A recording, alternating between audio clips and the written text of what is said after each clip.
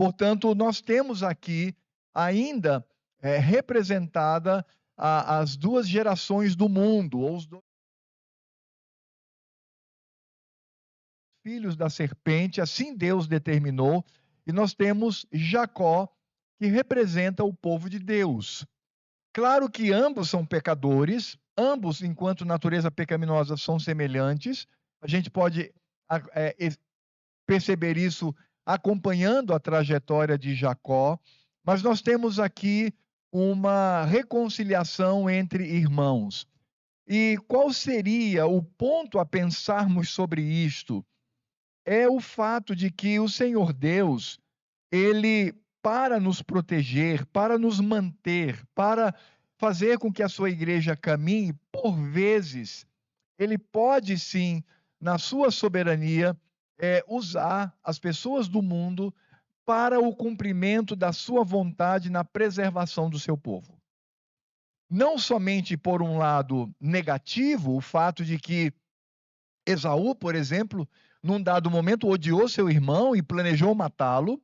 Então nós temos essa que é de fato majoritariamente a manifestação do mundo contra a igreja, mas quando nós temos, por exemplo, um encontro inequívoco, o Senhor Deus, obviamente, ele pode fazer com que o seu povo ele seja beneficiado com as pessoas do mundo.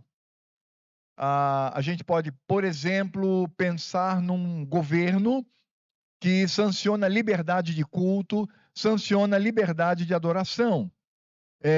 Sabemos que o governo ele pode ser, na sua maioria, formado por ímpios, mas eles defendem a causa da igreja. É interessante nós entendermos isto, porque às vezes nós olhamos para vamos dizer, essa guerra que existe, e na verdade essa guerra existe porque são dois povos diferentes, são dois povos completamente distintos, e volto a dizer que na maioria das vezes o mundo procura destruir a igreja do Senhor, mas Deus, ele é tão poderoso, ele é tão sublime, que ele pode utilizar, inclusive, a própria comunidade mundana para benefício da sua igreja. Nós podemos olhar isso, por exemplo, na vida de Esther, nós podemos olhar isto na vida de Daniel, por exemplo, na Babilônia e depois na Média Pérsia. Então nós sabemos que Nabucodonosor era um homem ímpio e que em dados momentos ele vive essa oscilação, em dados momentos ele persegue, mas em dados momentos ele protege. É de fato a manifestação do Senhor Deus. O que significa dizer que, se for para a preservação do seu povo, se necessário for o Senhor Deus utilizar o mundo, ele vai fazê-lo. Então é por isso que nós temos áreas no mundo onde a igreja ela é totalmente perseguida. Nós temos áreas no mundo onde é crime ser cristão e pode sofrer pena de morte. No mesmo instante ou no mesmo momento, nós temos lugares no mundo onde o Estado protege a igreja. Ela concede à igreja o direito de adorar ao Senhor, de existir e de realizar o seu trabalho. Ou quando nós olhamos para o trabalho missionário, né? Nós tivemos aqui uma belíssima explanação de Asas do Socorro pela nossa muito querida irmã Suzy. Então, o missionário, você percebe que a obra missionária vivencia isto. Em determinados países, eles são brutalmente perseguidos. Ela mencionou aqui, inclusive, de um que está num país desses países que persegue. Mas existem países onde eles até favorecem, eles reconhecem o trabalho destas pessoas. Só para vocês terem uma ideia, existem países no mundo onde, quando você ajuda uma obra missionária reconhecida, olha só que coisa interessante, esse valor que você dá ao missionário é destituído do seu imposto de renda. Existem países que fazem isto. Isso é, de fato, a mão do Senhor. Agora, qual é o critério? Não sabemos. Não sabemos, porque num determinado lugar os crentes são brutalmente perseguidos e em outro, os crentes são até protegidos por um Estado laico, um Estado ímpio. Então, de fato, o que nós podemos notar aqui é o sentido de que o Senhor Deus, ele nos preserva. E ele pode fazer isto porque neste encontro, Esaú tinha todas as ferramentas para eliminar o seu irmão, sua família e tomar como expoliação seus bens. Ele poderia fazer isto. Ele tinha um ódio figadal, um ódio visceral contra seu irmão. Mas aprove ao Senhor fazer com que ele, um ímpio, ele não prejudicasse a trajetória do seu irmão. E aí podemos, claro, ver a mão do Senhor Deus. E com isso, então, o nosso pai Jacó, ele continua sua jornada e ele chega a uma região que é denominada de Siquém. Ali ele compra uma parte do campo em Siquém e ali ele levanta um altar ao Senhor. Você já começa a perceber que Jacó, depois da experiência de Peniel, depois do encontro que ele tem pessoal com Cristo, quando ele olha o Senhor face a face, ele agora tem um comportamento diferenciado. Ele não chega num lugar e começa a tramar ali os seus projetos, ele não começa a usar a sua própria inteligência, mas ele vai e ele faz conforme o seu avô, ele faz conforme o seu pai, ele levanta um altar. Ele se torna um construtor de altar. E isso advém pelo afastamento que ele tem da sua própria inteligência, que é vil, é vã, leva, na maioria das vezes, à destruição, e ele agora tem um olhar transformado pelo Senhor Deus. Mas em Siquém acontece algo bastante trágico. A palavra do Senhor nos fala que nós temos ali o caso de Diná. Diná era uma filha mulher de Jacó, e eles vão para aquela região, e Siquém, que é filho de Amor, ou Ramor, eles são da nobreza daquele lugar. Às vezes, quando a gente fala de rei de uma cidade, a gente imagina um rei num palácio, né, imenso, mas às vezes não, às vezes é uma cidade pequena, ele é considerado um rei, mas é um lugar pequeno, uma cidade, ele está apenas ali à frente daquela cidade. E a palavra do Senhor diz que Siquém, que era filho do rei daquela região, ele viola Diná. Ele toma Diná e aí possivelmente ele usa sua força masculina e, em certo sentido, com violência, e ele então comete um contra a filha de Jacó. Porém, Siquém, ele se apaixona por Diná. Ele genuinamente se apaixona por ela. E ele deseja, de alguma maneira, resolver isto. E o amor que ele tem por essa jovem é tão grande que ele está disposto a pagar qualquer preço por ela. E aí, então, ele chama seu pai, que é a autoridade. Esse era o costume na época, porque você tem Jacó e você tem, obviamente, Ramor, que é o rei. E eles, então, marcam um encontro com Jacó. E, meus irmãos, eles dizem assim: olha, nós estamos dispostos ao que você quiser, o que você determinar, nós atenderemos, porque o meu filho está perdidamente apaixonado. E ele de fato estava. Ele desejava ter Diná por sua esposa. E aí então, quando eles conversam, existem dois filhos de Jacó, Simeão e Levi, e eles têm um plano. E é um plano covarde. É um plano pecaminoso. Veja que a atitude de Siquém contra Diná é pecaminoso e precisava ser resolvido. Mas a resolução deste problema deveria seguir a transparência, a honestidade da vontade de Deus. O Senhor Deus não precisa de tramas humanas, vingança humana, para que de alguma maneira o seu reino continue. Mas o que há aqui é uma trama.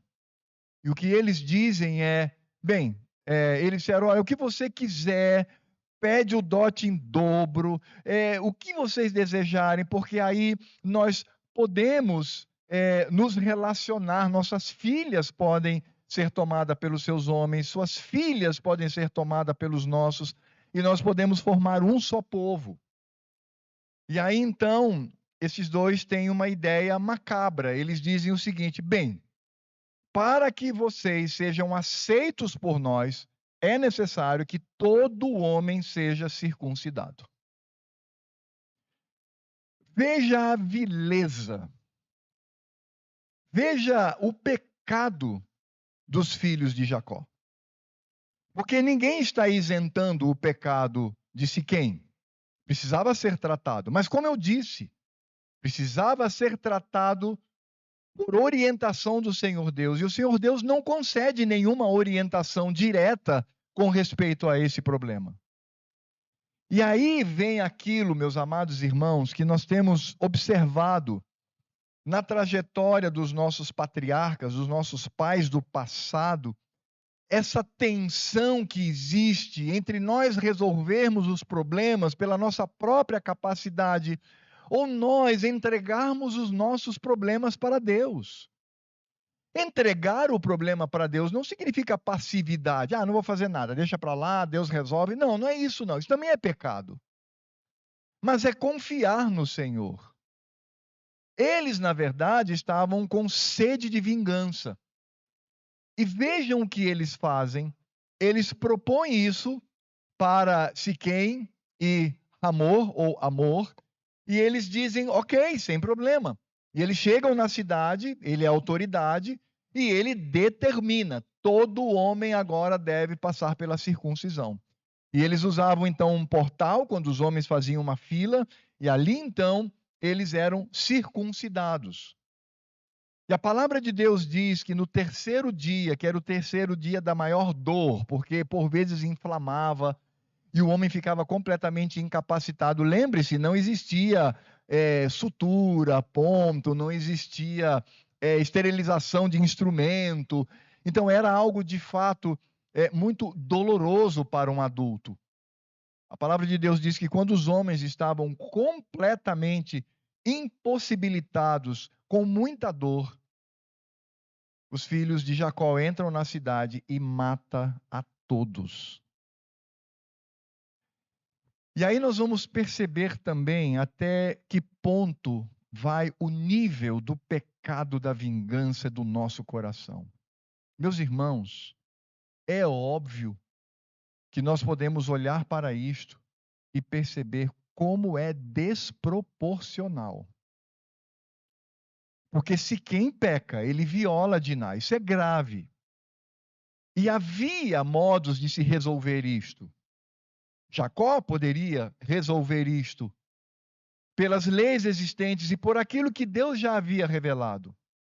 Mas aprove que dois filhos de Jacó fossem movidos pelo seu próprio coração. Irmãos, essa violação essa violação dos filhos de Jacó contra o povo de Siquém é algo inadmissível. Veja, um homem viola uma mulher. Grave.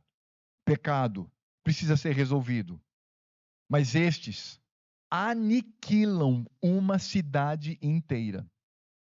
Você imagina a carnificina que foi isto? E eles matam desde o menor até o rei.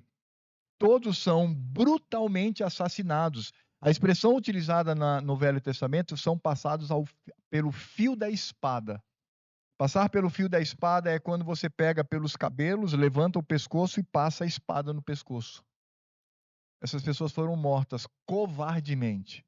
Elas não tiveram como se defender.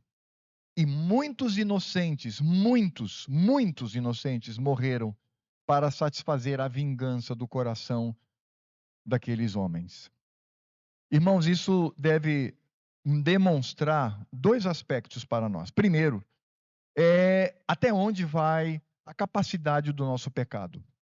Principalmente quando nós somos movidos por vingança. A vingança é aquele sentimento em que a pessoa me prejudicou, então ela terá que ser prejudicada também. Essa é a ideia. Só que quando nós não seguimos o que a Escritura Sagrada diz, porque a palavra de Deus diz, o Senhor Deus diz, a mim pertence a vingança. Eu vou repetir.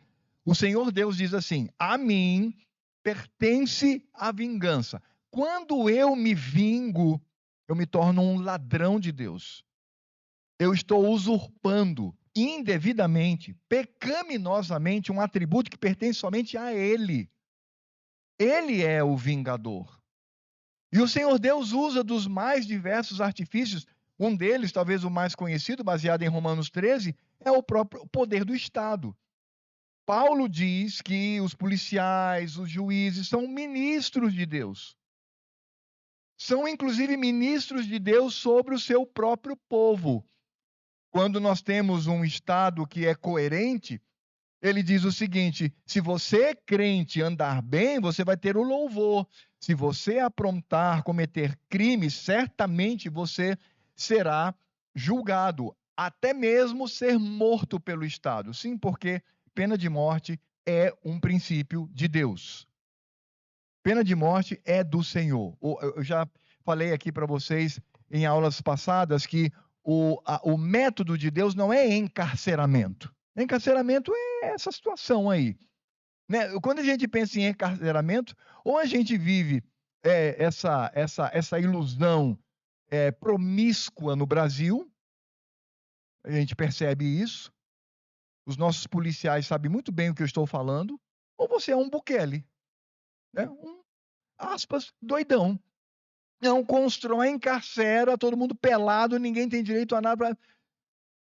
Porque o método de Deus, a forma como o Senhor Deus sanciona a vingança é mão por mão, pé por pé, olho por olho, dente por dente, vida por vida. É o seguinte, você fez o mal, você vai pagar na mesma moeda. Se você tira a vida de alguém, você é eliminado. Acabou. Você também deixa de existir entre o mundo dos viventes. A vingança pertence a Deus. Eu não posso me vingar de ninguém, porque se eu me vingar de ninguém, eu estou pecando contra o Senhor Deus. E o segundo aspecto que nós precisamos entender com respeito a isso é o fato de que nós não temos limite. E nós nos satisfazemos de forma tão pecaminosa com o prazer de ver a minha vingança efetivada com minhas próprias mãos. Tem um ditado que diz que vingança é um prato que se come frio. E é verdade. Portanto, o que nós temos é essa situação. E isto vai demonstrar um grande temor e reprovação sobre Jacó. Jacó, ele fica, com certeza, indignado. E isso é refletido no momento em que ele vai conceder a sua bênção aos seus filhos.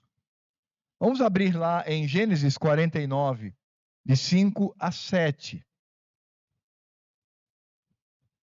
E nós veremos qual é a atitude de nosso pai Jacó diante disto, diante dessa situação. Gênesis 49.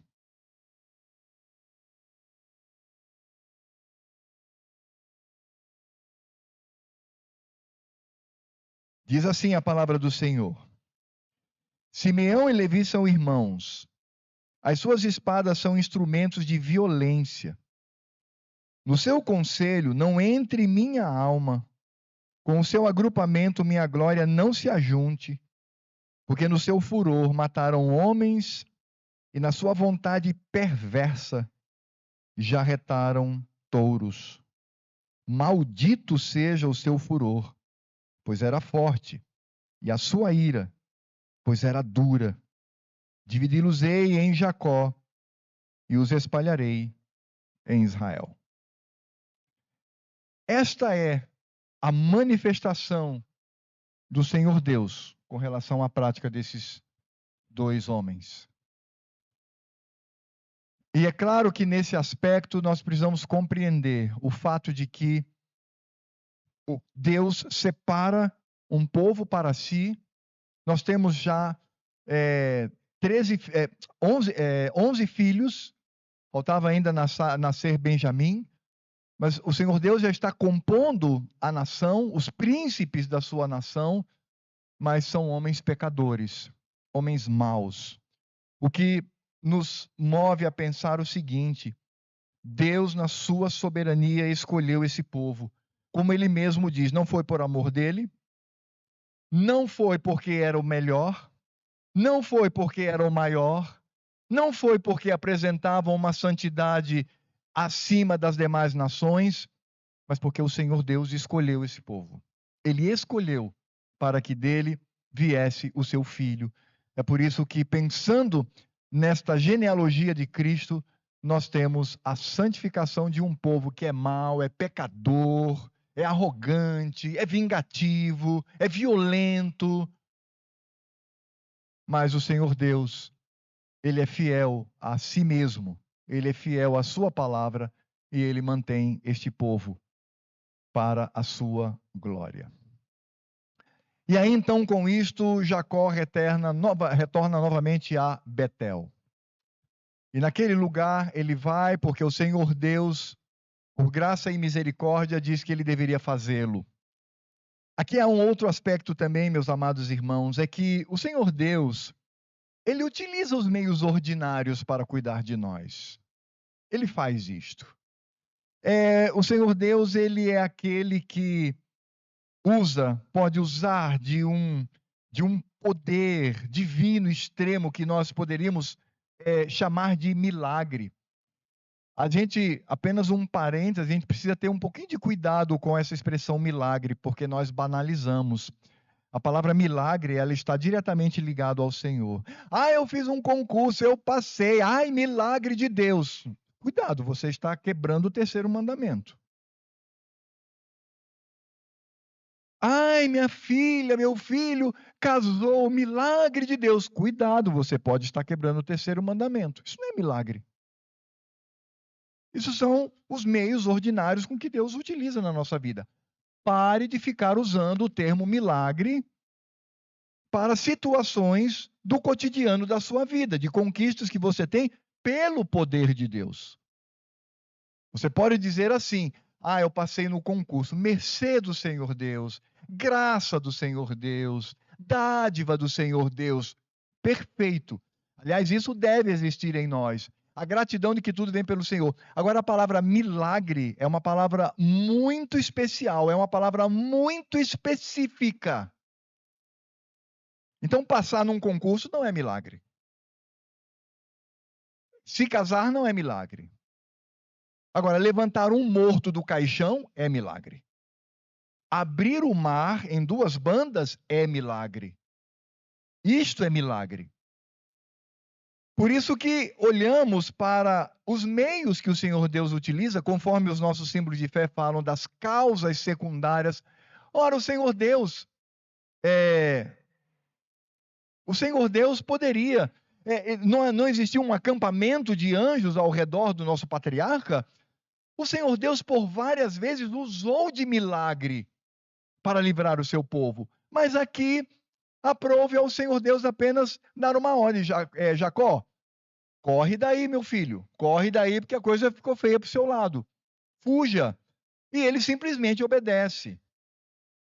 Por isso, meus amados irmãos, nós precisamos ter muita cautela, muito respeito, muita deferência, muita honra quando usamos o termo milagre. Infelizmente, nós encontramos igrejas, são nossos irmãos, mas que banalizam isso. Jogam isso no chão.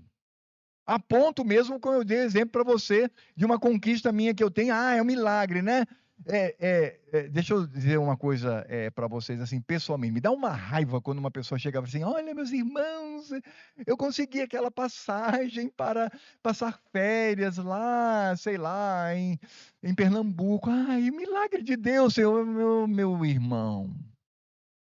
Pare de banalizar isto.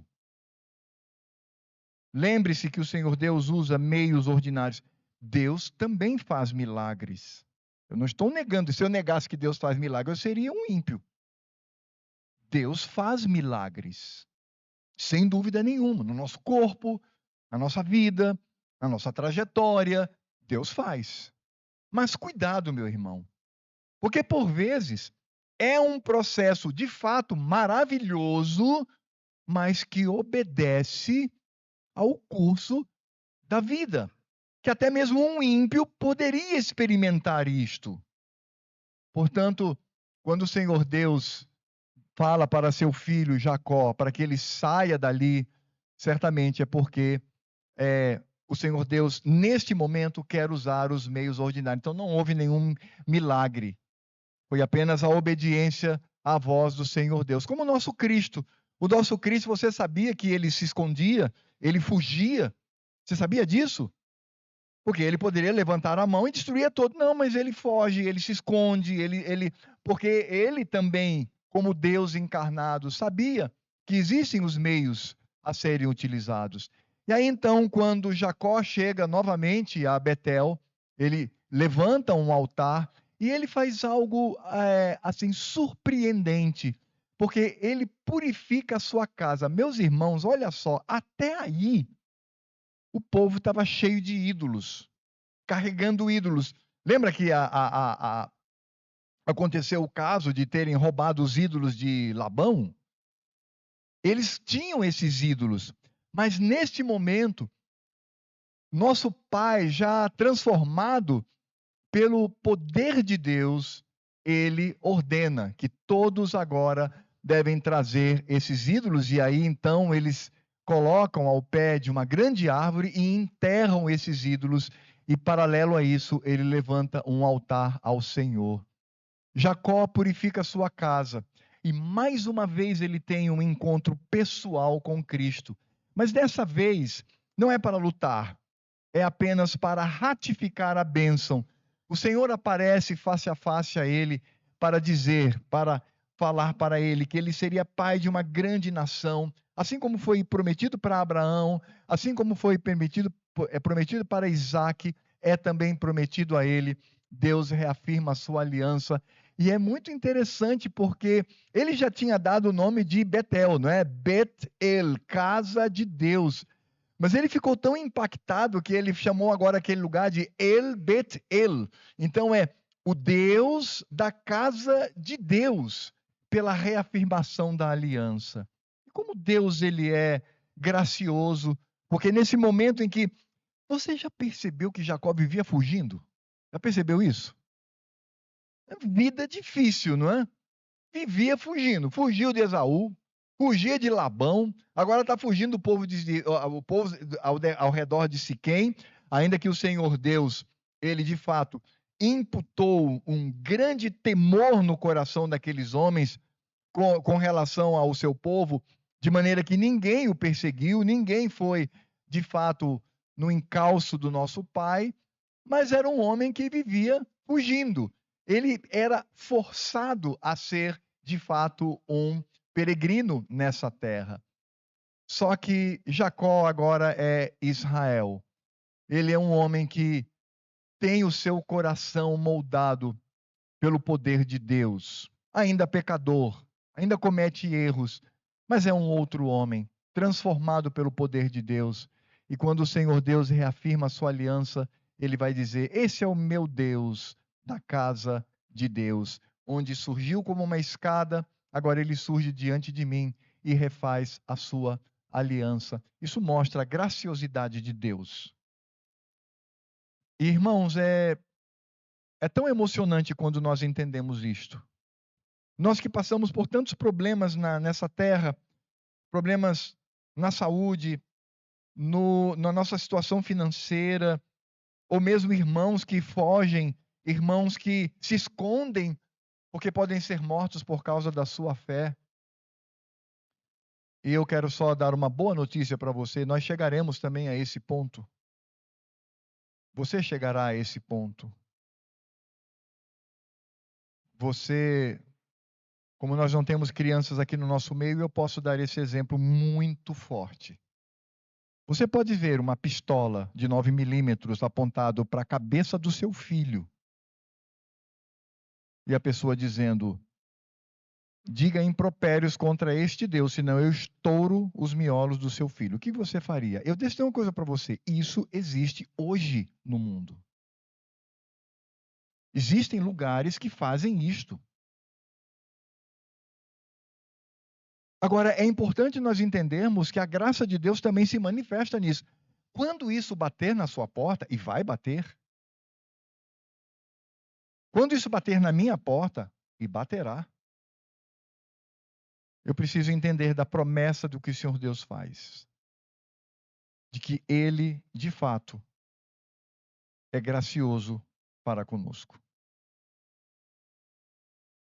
E de fato, meus amados irmãos, quando nós olhamos os horrores da guerra, da perseguição, você percebe que o povo de Deus permanece firme. Há uma expressão muito antiga mesmo, e que perdura até hoje. Eu não quero ser leviano no sentido de que nós só podemos ter firmeza por uma ação externa meramente. Não é isso. Tem muito crente no Brasil que é piedoso. Mas tem muito crente de qualidade de vida péssima. Tem muito crente que, num ambiente como este que você está mais interessado em ver o seu celular do que ouvir o que a Escritura diz. A cabeça dele está mais no jogo do Brasil segunda-feira do que o que está sendo ministrado pela palavra de Deus. Tem muito crente, estou falando de crente que é assim no Brasil. Por isso, quando a perseguição bater na sua porta, é só a graça de Deus, meu irmão. Só a graça de Deus. Quando Ele nos relembra que Ele é um Pai amoroso que cuida de nós. Isso é o que acontece com Jacó. É até engraçado, né? Vivia fugindo, mas o Senhor Deus estava cuidando do seu servo. Os nossos irmãozinhos, nossas irmãs, lá da Coreia do Norte. Meu irmão e seu irmão em Cristo, lá no centro da África, do continente africano. Você sabe, né, o que fazem com crentes lá no continente africano, em algumas regiões. Você sabe o que fazem com eles, né? Pega a família toda, bota num container, fecha e acabou, deixa lá até morrer, debaixo de um sol escaldante. Esses irmãos são fortalecidos pelo poder de Deus. E quando você percebe perseguição, então, como eu disse, eu não quero associar piedade com perseguição. Isso é simplismo. Mas, meu irmão, não há como negar que num ambiente hostil, quem permanece são os crentes. Não é frequentador de igreja. São os crentes. Agora, por que eles permanecem? Porque o Espírito Santo há de fortalecê-los. Por isso, apenas duas aplicações pastorais, amorosas e pastorais nessa manhã. Primeiro, ore por si mesmo. Ore por si e diga: Senhor, por favor, eu não quero apenas manifestar temor do Senhor quando eu perceber uma 12, um cano de 12 na minha cabeça. Eu não quero isso, Senhor, ou dos meus filhos. Eu quero hoje, nessa liberdade, nessa tranquilidade que nós temos. Eu quero te temer, mortificar o pecado na minha vida, te amar e te servir, e valorizar aquilo que vem do Senhor. Em segundo lugar, qual foi a última vez que você orou pela igreja perseguida? Qual foi a última vez que você clamou ao Senhor pelos nossos irmãos? Para que Deus os fortaleça, para que Deus os ajude, para que Deus conceda forças às mães, os pais, os filhos que padecem perseguição. São nossos irmãos. Nós não somos melhores do que eles. Aprove ao Senhor Deus que ainda tenhamos certa liberdade no Brasil. Mas é como eu disse, Cristo já profetizou, vai bater na nossa porta. Você pode ter certeza disso, mais cedo ou mais tarde vai bater. Mas enquanto isso não acontece, possamos aproveitar e tocar o nosso coração por irmãos da sua idade, que é pai como você é, mãe como você é, filho como você é, e interceder por eles. Sentir a dor desses irmãos. Pedir para que o Senhor Deus manifeste a sua graça e a sua misericórdia. Porque ainda que Deus possa utilizar o ímpio, eu me lembro, acho que foi o irmão André, não me lembro de alguém que fazia, quando existia a Europa, o muro de ferro, né? Você tinha a Europa capitalista e a Europa comunista, e um missionário passava com um fusquinha levando Bíblias. E ele chamava, né? Às vezes você tinha ali alguém do próprio governo que sabia, e fazia vista grossa. Ele usou uma expressão que eu nunca mais me esqueci. Não tome isso como teologia, não, tá, irmãos? É só uma expressão interessante. Ele chamava de anjos de asas sujas, porque eram pessoas que de fato o ajudavam. Deus pode fazer isto, mas o Senhor Deus, em qualquer circunstância, Ele nos fortalece. Como Paulo mesmo diz, eu sei, meus irmãos, que eu posso viver a penúria, posso viver a glória, posso viver a saúde, posso viver a doença, posso viver a liberdade, posso viver a perseguição, fome, abundância, nudez, muita roupa. E ele encerra dizendo, tudo posso, mas é porque alguém me fortalece. E é exatamente o que o Senhor Deus faz. Esse nosso pai, num momento de perseguição, talvez ele coçasse a cabeça e disse, meu Senhor, quando é que eu vou parar de fugir? Hã? Sendo responsável por um número tão grande de pessoas, armando suas tendas, realizando a construção de altares ao Senhor. O Senhor Deus, a resposta é que ele vem pessoalmente reafirmar a sua aliança ao nosso Pai. E o mesmo ele faz conosco e com os nossos irmãos que padecem perseguição pior que a nossa. E aí nós temos o nascimento de Benjamim, o último filho. E esse é um momento muito triste, porque Raquel, que era muito amada por ele, morre nesse parto. E a palavra do Senhor diz que é um parto muito difícil. As parteiras dizem para ela, olha, o menino vai nascer. Mas a palavra do Senhor diz que a nossa mãe, a nossa querida irmã Raquel, ela não suporta e ela morre. Mas há algo interessante que acontece aqui. Antes de morrer, no último fôlego, ela olha para a criança, ela está morrendo, e ela diz assim, esse menino vai se chamar Ben-Oni. Ben é filho, Oni é dor, é tragédia. Portanto, ele vai se chamar Ben-Oni, Benoni.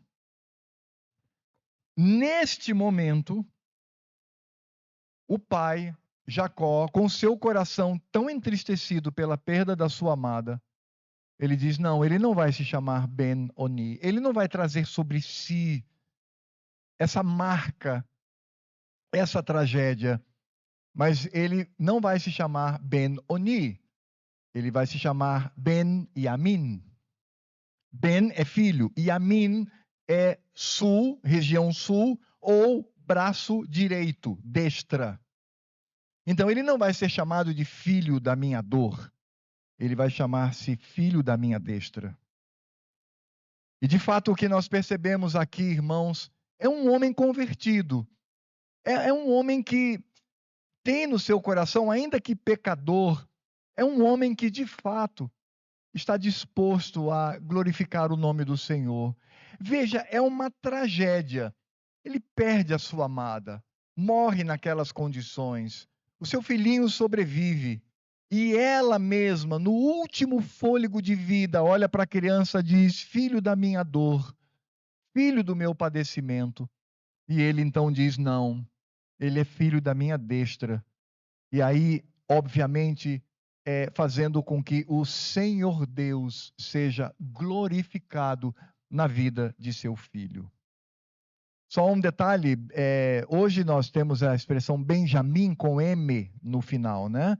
Mas no original hebraico é N, é Ben Yamin, o nome dele.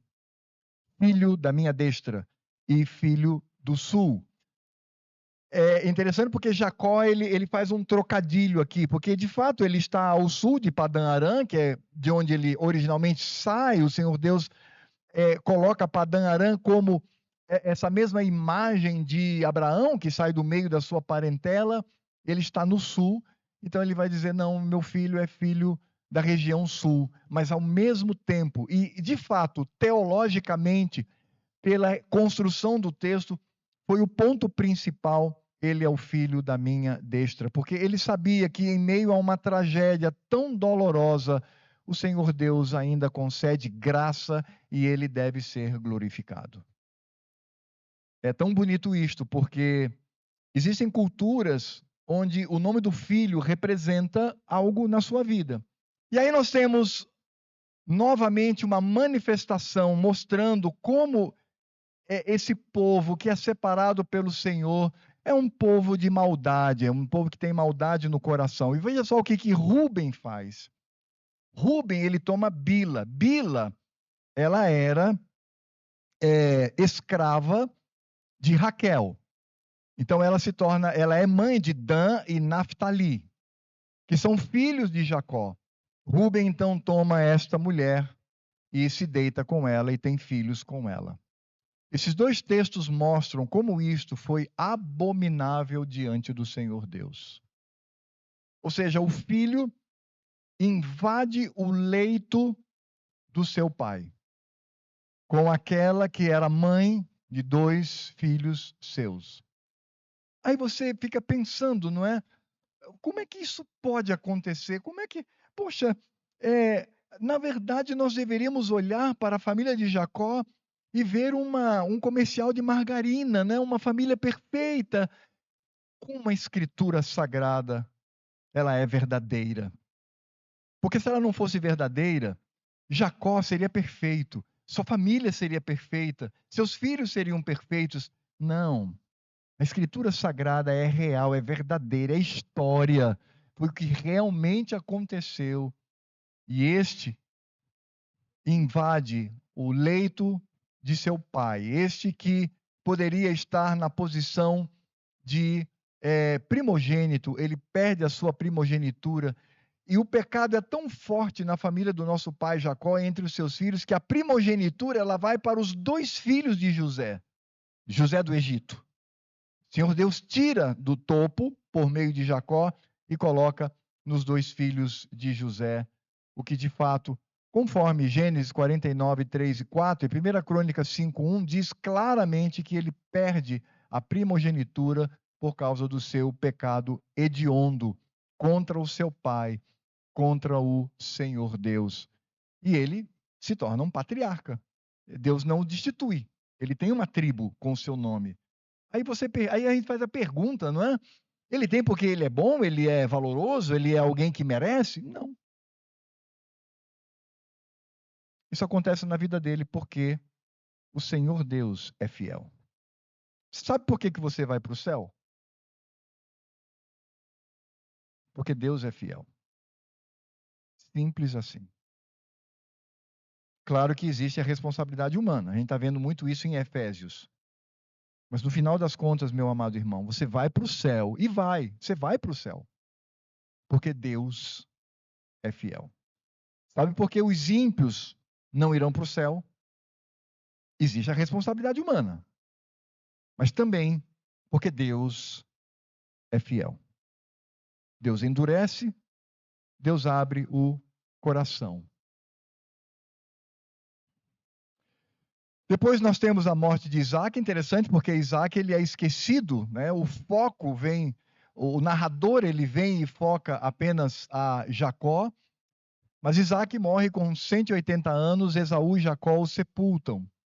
E aí depois nós temos a manifestação da descendência de Esaú, ainda que ímpio, mas o Senhor Deus exerce a promessa feita por Isaque. Isaque tem, de fato, uma bênção para ele, a principal é para Jacó, mas Esaú também desfruta disto. E aí você percebe a fidelidade do Senhor Deus. Sabe por que que o Senhor Deus ainda tem uma promessa para Esaú, sendo ele um ímpio? Por amor de Isaque, por amor de Abraão. Deus é tão amoroso que assim ele o faz.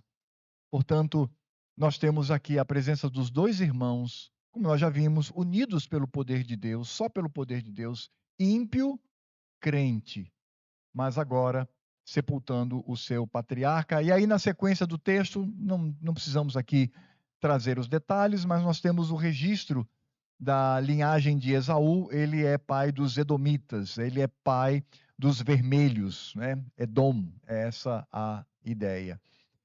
E aí nós temos, portanto, as 12 tribos de Israel. E na sequência nós temos Ruben, ele perde a primogenitura, Simeão e Levi também, por causa da violência. E por fim, essa primogenitura vem para José, mas é dividida em duas partes e vai para seus dois filhos. Nós temos Judá, Dan, Naftali, Gade, Azer, Issacar, Zebulon, José e Benjamim. Mas deles todos aqui, este se destaca.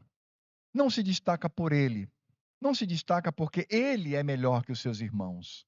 É porque aprove ao Senhor que deste, que é o leão, conforme a bênção de Jacó. Quando Jacó abençoa Judá, o chama de um leão jovem e forte, um leão cuja força não pode ser resistida. Ele vai dizer que Judá, de fato, terá o cetro do reino na mão. Se você quiser, dá uma lida lá para você ver a bênção de Jacó sobre Judá, e aí você se lembra de Davi, você se lembra do Redentor, Cristo Jesus. É, de fato, a linhagem real. A linhagem de Levi é a sacerdotal, mas a de Judá é real. De Judá vêm os reis, porque de Judá vem o Rei Senhor Jesus. Por isso, ao olharmos para aquilo que o Senhor Deus constrói, neste momento, um bando de pecadores, um bando de egoístas, um bando de gente, nós vamos descobrir com José que eram egoístas, eram maus, eram mentirosos, mas o Senhor Deus é fiel à sua palavra, Deus é fiel à sua promessa, e de Judá, então, ele sanciona o Messias. Judá, que foi o filho que encerra uma briga existente, né? Quando, de fato, o coração de sua mãe, Lia, se tranquiliza diante do Senhor e dele vem, portanto, toda a linhagem real. E é de Judá que vem a palavra judeu. Você tem hebreu, que talvez venha de Éber, e você tem Judá, que é a tribuzinho lá do sul, Judá e Benjamim, de onde vem o Salvador. E a lição que nós podemos tirar aqui é muito simples. Não obstante um povo idólatra, perverso nos seus pecados, teimoso, Deus foi fiel. É por isso que 2000 anos só da vinda de Cristo até hoje, com tudo o que acontece, Deus tem preservado um povo para si. E Deus há de preservar esse povo até a segunda vinda. E sabe o que é mais interessante e maravilhoso? Você e eu fazemos parte deste povo. Que saiamos daqui revitalizados pela fidelidade do Senhor, a sua promessa sobre o seu povo. Vamos ter uma palavra de oração? Convido minha esposa Sandra para orar, por favor.